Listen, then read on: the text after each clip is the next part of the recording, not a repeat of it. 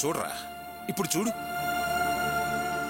చిన్న పిల్ల నాన్న తప్పు చేశాడు, నువ్వు నాన్నని కొట్టు తాతయ్య అంటుంది.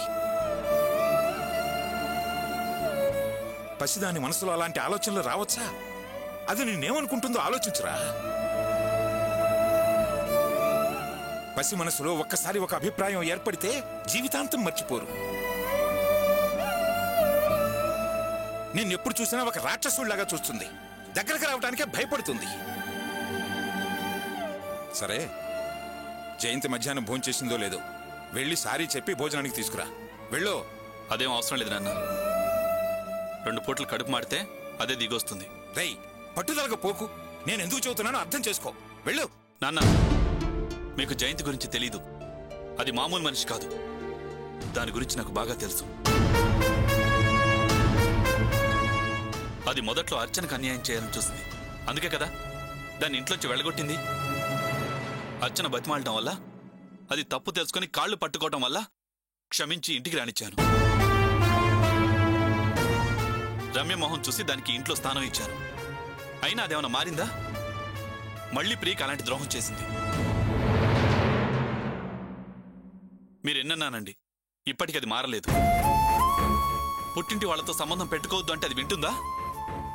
నిన్న కూడా దొంగతనంగా మాట్లాడొచ్చింది.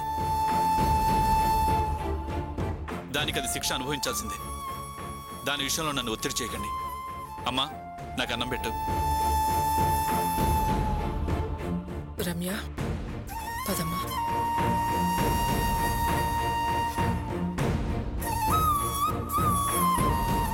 ఇక్కడ ఆపు. ఇదిగో.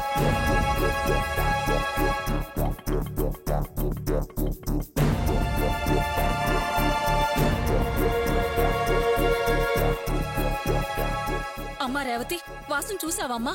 ప్రమాదం ఏం లేదు కదా? భయపడాల్సిన పనేం లేదమ్మా, ఇప్పుడు బానే ఉన్నాడు. నేను హాస్పిటల్ కి వెళ్లేసరికి పరిస్థితి చాలా సీరియస్ గా ఉంది. బతకడం కష్టమని కూడా డాక్టర్ గారు చెప్పారు. కానీ ఐసీయూలో వాసుని చూసి ప్రేమించిన అతని కోసం పెద్దవాళ్ళని కాదని పారిపోయి పెళ్లి చేసుకున్న వాసుని ఇలాంటి పరిస్థితుల్లో చూడాల్సి వచ్చింది అని నేను బాధపడ్డానమ్మా. కానీ నా చెయ్యి తగలగానే వాసు కళ్ళు తెరిచాడు. అది చూసి నా మాంగళ్య బలమే వాసు ప్రాణాలు కాపాడిందని చాలా హ్యాపీగా ఫీల్ అయ్యానమ్మా. నువ్వు వాసుతో మాట్లాడావమ్మా? లేదమ్మా, మాట్లాడలేదు. కానీ డాక్టర్ గారికి భయపడాల్సిన పనేం లేదని హామీ ఇచ్చారు.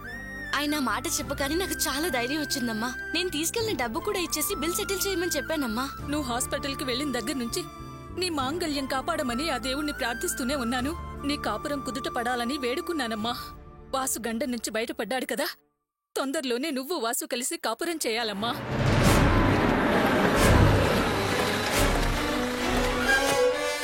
ఇదిగో, మీ నాన్న వచ్చినట్టున్నారు. నువ్వు హాస్పిటల్కి వెళ్ళొచ్చిన విషయం ఆయనకు తెలియనివ్వకు. తెలిస్తే తప్పేంటమ్మా? ఇంకా ఎంతకాలమని ఆయనకు భయపడాలి? రాని, నేనే చెప్తాను. ఏం చేస్తాడో చూద్దాం. ఏయ్, నోరు మూసుకోవే. మీ మామగారు ఫోన్ చేసినప్పుడు నేను వెళ్ళని తెగేసి చెప్పావు కదా.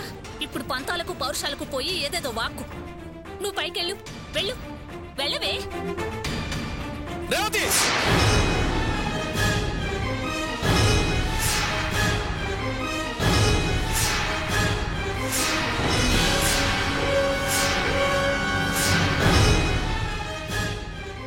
ఎక్కడికి వెళ్ళావు?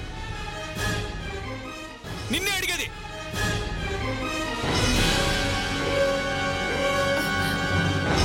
అదెక్కడికి వెళ్లేదండి, వంటింట్లో నాకు సాయంగా ఉంది. అది ఎక్కడికి వెళ్ళిందో తెలిసి అడుగుతున్నాను. నిజం చెప్పు, ఎక్కడికి వెళ్ళావు? మర్చిపోయాను, అది బ్యూటీ పార్లర్ కన్నా. నువ్వు చెప్పు.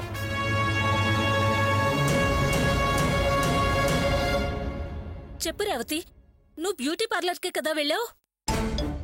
అవును నాన్న, నేను బ్యూటీ పార్లర్కే వెళ్ళొచ్చాను.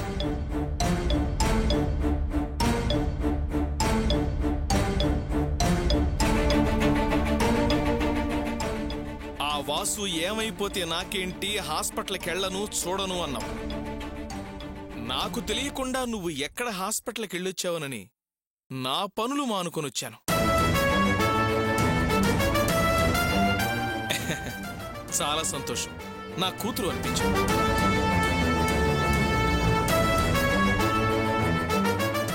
బ్యూటీ బ్యూటీ పార్లర్కే కదా వెళ్ళింది నువ్వు? అవును నాన్న. గుడ్. భగవాన్ అన్నా,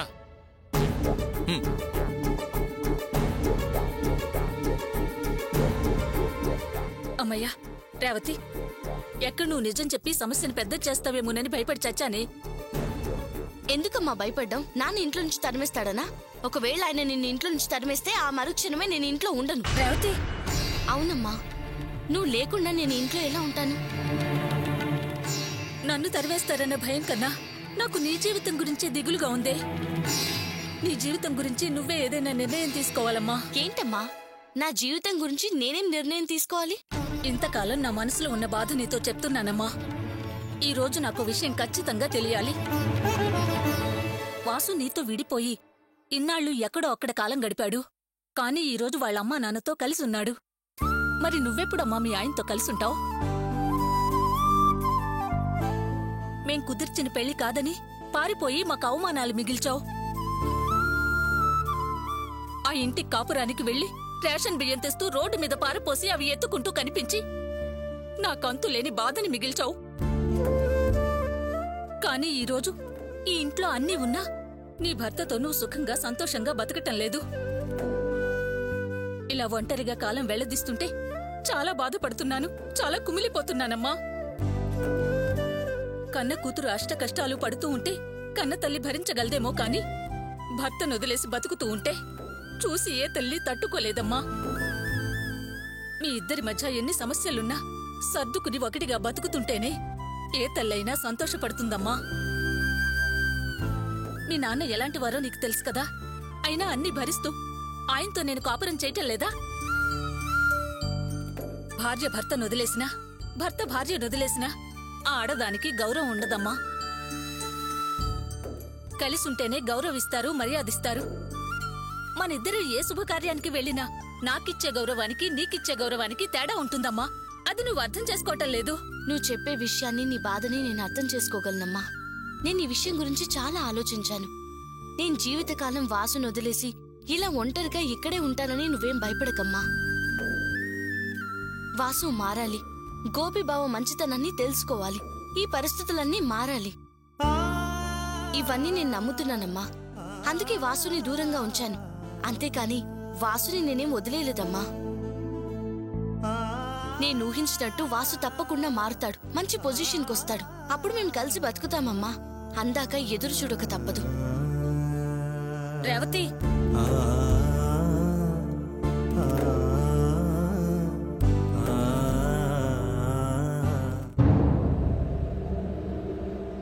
నాకైతే ఏం సమజతలేదన్నా. లేకపోతే ఏందన్నా, రేవతి హాస్పిటల్కి వెళ్ళి బయటికి వచ్చి ఆటో ఎక్కిందని చెప్పి మనోడు ఫోన్ చేసి చెప్పిండు. నువ్వేమో వీళ్ళ సంగతి తేలుస్తా అని చెప్పి ఇంటికి వచ్చినావు. కానీ ఇంటికి వచ్చినాక వదిన రేవతి బ్యూటీ పార్లర్కి వెళ్ళి వచ్చిందని చెప్పి అబద్ధం చెప్తే అట్లనా అని చెప్పి తలాడించి బిడ్డని బేష్ బిడ్డ అని మెచ్చుకున్నావు. ఏమనుకోవాలన్నా, నిన్ను ఎట్లా అర్థం చేసుకోవాలన్నా? మాధవరావు స్టైలే అది. నా సంగతి తెలిసి నాకు భయపడి నా కూతురు, నా భార్య అబద్ధం చెప్తారా, లేక నన్ను ఎదిరించి నిజం చెప్తారా అని చిన్న టెస్ట్ చేశాను. కానీ నాకది భయపడి అబద్ధమే చెప్పింది. ఆ మాత్రం భయం ఉంటే చాలు భగవాన్. ఇక వాళ్ళు నా మాట జవదాటరు. ఏందన్నా నువ్వు అనేది? నా కూతురు నన్ను చాలాసార్లు ఎదిరించి మాట్లాడింది, ఇల్లుదిలి వెళ్ళిపోయింది. ఇప్పుడు ఆ వాసు మీద ప్రేమతో చూడ్డానికి వెళ్ళింది. నేను ఇంకా ఇంకా గట్టిగా నిలదీస్తే అది తెగించి నిజం చెప్పేసి ఇప్పుడే వెళ్ళి ఆ వాసుగాడితో సెటిల్ అయిపోయేది. కరెక్టే అన్నా. అప్పుడు పోయేది నా పరువు. తర్వాత నేను కష్టపడి సంపాదించిన ఆస్తి అంతా ఆ పనికి మాలిన వాడి సొంతం అవుతుంది. అందుకే నిజం తెలిసినా తెలియనట్టు మేనేజ్ చేశాను. నా కోపాన్ని కంట్రోల్ చేసుకున్నాను భగవాన్. కానీ ఎప్పటికైనా గదే గదన్నా జరిగేది. ఆస్తి ఎట్లా దక్కుద్దన్నా నీకు? అది జరగని పని భగవాన్. ఎప్పటికైనా ఆ వాసుగాడిని నా కూతురు నుంచి దూరం చేస్తాను, వేరే కుర్రాడికిచ్చి పెళ్లి చేస్తాను. అప్పుడు నా కూతురు నా కళ్ళ ముందే ఉంటుంది, నా ఆస్తి నా చేతుల్లోనే ఉంటుంది. మంచి ఐడియా అన్నా. ఎంతైనా సీనియర్ అన్నా నువ్వు, తారీఫ్ చెయ్యాలే.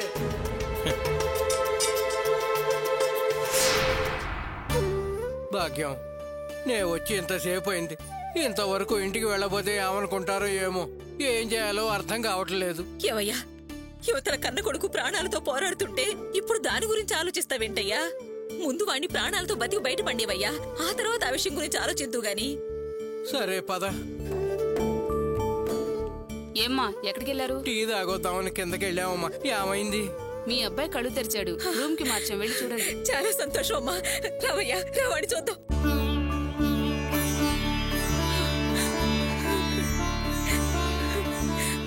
వాసు,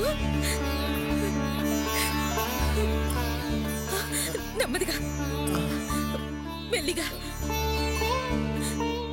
ఒరే వాసు, నువ్వు కళ్ళు తెరిచావన్నాకే మా ప్రాణాలు తిరిగి వచ్చాయిరా. నీకోసం నేను మొక్కని దేవుడు లేడురా. ఒరే వాసు, ఇప్పుడు నీకేమి ఇబ్బంది లేదు కదా? లేదమ్మా, ఏ ఇబ్బంది లేదు, బాగానే ఉంది. ఒరే వాసు, ఎందుకు అలాంటి పనికెళ్ళావు? మీ అన్నయ్య నిన్ను ఎంత కష్టపడి చదివించాడు. నువ్వు గవర్నమెంట్ ఉద్యోగం చెయ్యాలని మేమెన్ని కలలు కన్నావు, కానీ నువ్వేంట్రా అలాంటి పనికెళ్ళావు? ఈయన అలాంటి పని చేస్తున్నాడని నాకు 2 రోజుల ముందే తెలిసింది. అప్పటి నుంచి ఏమిట్రా భగవంతుడా ఈ కర్మ అని బాధపడుతున్నాను. కాస్త చెమట పడితేనే చిరాకు పడేవాడివి, నువ్వు ఆ పని చేయటానికి ఎలా వెళ్ళావురా? అదృష్టం బాగుండి ప్రాణాలతో బయటపడ్డావు, లేకపోతే మా పరిస్థితి ఏమిట్రా? మేం బతకగలవా? ఏడవకమ్మా, నేను ఏ పరిస్థితుల్లో ఆ పనికి వెళ్ళాను. నువ్వేమో అనరాని మాటలని నా అభిమానాన్ని దెబ్బతీసావు. రేవతేమో గోపిబావంత మంచితనం నీకు ఈ జన్మలో రాదు. ఆయనకున్న మంచితనంలో కనీసం 1% మంచైనా నీకొస్తే చాలు, నువ్వు మనిషివైతే మారు అని చాలా కఠినంగా మాట్లాడింది. పడుకుంటే నిద్ర పట్టడం లేదు, ఆ మాటలే వినిపిస్తున్నాయి. అందుకే ఏం చేయాలో అర్థం కాక అర్ధరాత్రి లేచి వెళ్ళిపోయాను. ఎక్కడ ఉద్యోగానికి వెళ్ళినా ఇంతకుముందు ఎక్కడ చేశామని రకరకాల ప్రశ్నలు అడిగారు. నిజం చెప్తే పని దొరకటం లేదు. మాధవరావు అల్లుడువా అని షాక్ అవుతున్నారు. ఎన్ని చోట్ల ఎన్ని అవమానాలు పడ్డానో అమ్మా, భరించలేకపోయానమ్మా. రేవత్ అన్నట్టు నేను మారి మనిషిగా బ్రతికి చూపించాలని పని ఏదైనా వెనక ముందు ఆడకుండా ఆ పని కొప్పుకున్నాను. ఏ పనికైనా పోటీ ఉంది, కానీ ఆ పనికైనా మా పోటీ లేనిది. నేనా పనికి వెనకాడలేదు. నేను చేసిన తప్పులు పాపాలు నన్ను వదలలేదమ్మా.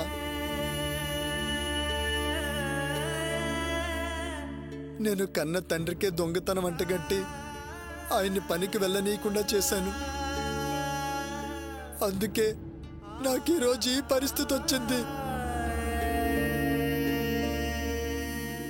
ఆయనకి ఏ పని దొరికే కదా ఆ పని చేస్తున్నారు. నాకు అదే గతి పట్టిందమ్మా. నా పాపం పండిందని ఇప్పుడే అర్థమైందమ్మా. పోరీలేరా, జరిగిందేదో జరిగిపోయింది, ఇక వదిలేసేయరా. నీ తప్పులు నీకు తెలిసొచ్చాయి, చాలురా. అలా తెలుసుకోవడమే మార్పు గుర్తు. ఒరే వాసు, ఇక నుంచైనా మంచిగా బతకడం మొదలుపెట్టు. ఆ దేవుడు నీకు మంచి మార్గం చూపిస్తాడురా.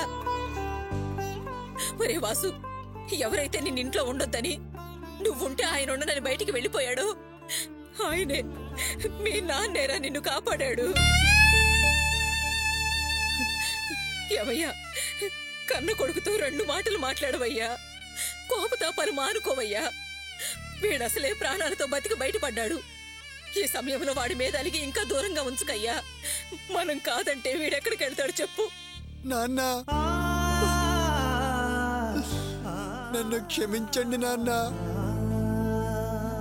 చేసిన తప్పులకి ఆ దేవుడు శిక్ష విధించాడు, నా కళ్ళు తెరిపించాడు. నేను మారిపోయాను నాన్న, పూర్తిగా మారిపోయాను. నన్ను క్షమించండి. మీరందరూ కాదంటే అనాథగా అందరికీ దూరంగా ఎలా బ్రతకగలను? దయచేసి నన్ను క్షమించండి నాన్న. నేను మీ కొడుకుని నాన్న, మీ రక్తం పంచుకొని పుట్టిన కన్న కొడుకుని. ఒంటరిగా బతుకు అని శపించి వదిలేయకండి నాన్న. అలా బతుకు అని అంటే అసలు నన్ను ఎందుకు కాపాడావు? అలాగే వదిలేస్తే చచ్చిపోయేవాడిని కదా. ఏమిట్రా మాటలు? వాసు, చెడ్డ పనులు చేస్తున్నావనే కోపం గాని, లేకపోతే కన్న కొడుకు మీద ప్రేమ లేనివాడిని అనుకున్నావా? నువ్వు ఆ పరిస్థితుల్లో ఉక్కిరి బిక్కిరి అవుతుంటే నిన్ను చూసి నా మనసు ఎంత విలవిల్లాడిపోయిందో తెలుసా? అందుకేరా నిన్ను నాకెందుకు లేని వదిలేయకుండా ఆసుపత్రి దాకా తీసుకొచ్చి నిన్ను బతికించుకున్నాను. రేయ్, నువ్వు ఇలా సస్తాననే మాట నీ నోటి వెంట మళ్ళెప్పుడు మాట్లాడుకురా. ఒరేయ్, ఎలాగోలాగా దేవుడి దయ వల్ల బతికి బయటపడ్డావు. ఇక నుంచి అయినా మంచిగా బతకటం నేర్చుకోరా. ఎందుకురా అలా ఏడుస్తావు? ఊరుకో ఊరుకో అయ్యా.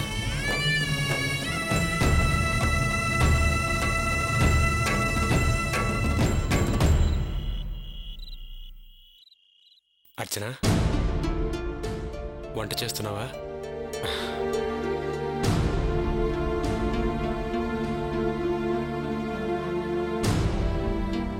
పిల్లాడిని దర్గాకి తీసుకెళ్ళావా? ఇప్పుడు పిల్లాడికి ఎలా ఉంది? పర్వాలేదు, బాగానే ఉంది. వంట అయిపోయింది, వెళ్ళి కాళ్ళు చేతులు కడుక్కురండి, భోజనం వడ్డిస్తాను.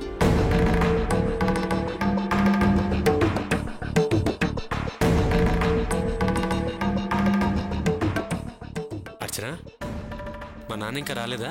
రాలేదు. అదేంటి, రోజు ఈ టైంకి వచ్చేసేవాడు, ఇంకా రాలేదేంటి? ఏమోనండి, తెలీదు.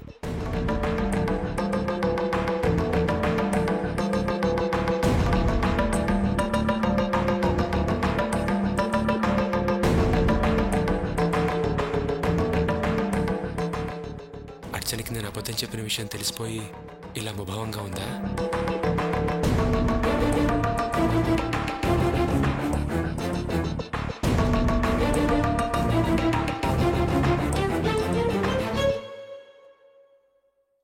అర్చన, ఏంటి అదోలా ఉన్నావు? ఏమైంది? ఏం లేదులేండి, మీరు తినండి. లేదర్చన, నువ్వు మామూలుగా లేవు, ఏదో ఆలోచిస్తున్నావు. అసలు విషయం ఏంటో చెప్పు. ఏం చెప్పమంటారు? మనం ఒకటనుకుంటాం, కానీ ఇంకొకరు మనసులో వేరే రకంగా అనుకుంటారు. వాళ్ళ మనసులో ఏముందో తెలిసాక ఆశ్చర్యంగా ఉంటుంది. నువ్వేం మాట్లాడుతున్నావు నాకేమీ అర్థం కావట్లేదు. నాకు అర్థం కావట్లేదండి. ఎందుకలా నడుచుకోవాలి? బయటకు ఒక రకంగా, లోపల ఒక రకంగా రహస్యంగా ఎందుకుండాలి? మామూలుగా ఉండొచ్చు కదా. అర్చన, అది పరిస్థితి. ఏంటండి పరిస్థితి? ఎలాంటి పరిస్థితి అయినా అయిన వాళ్ళ దగ్గర, తెలిసిన వాళ్ళ దగ్గర చెప్పొచ్చు కదా, సమస్య ఉండదు. అర్చన, తప్పుగా అనుకోకు. అది అసలు ఈ సమస్య ఏంటండి సమస్య? అంత కష్టంలో ఉన్నప్పుడు ఎలా సహాయం చేయగలుగుతారు? ఎలా సాధ్యమవుతుంది? సహాయమా? అర్చన, నువ్వెవరి గురించి మాట్లాడుతున్నావు? ఇంకెవరి గురించండి? ఆ నందిని గురించి. నందిని గురించా? నందిని మన దగ్గర అసలు ఏ విషయం దాచింది? నీకు అసలు ఏ విషయం తెలిసింది నందిని గురించి? అవునండి, నందిని పరిస్థితి వింటే మీరు చాలా బాధపడతారు. మనం అనుకుంటున్నట్టు తనేవి భోగభాగ్యాలు అనుభవించట్లేదు.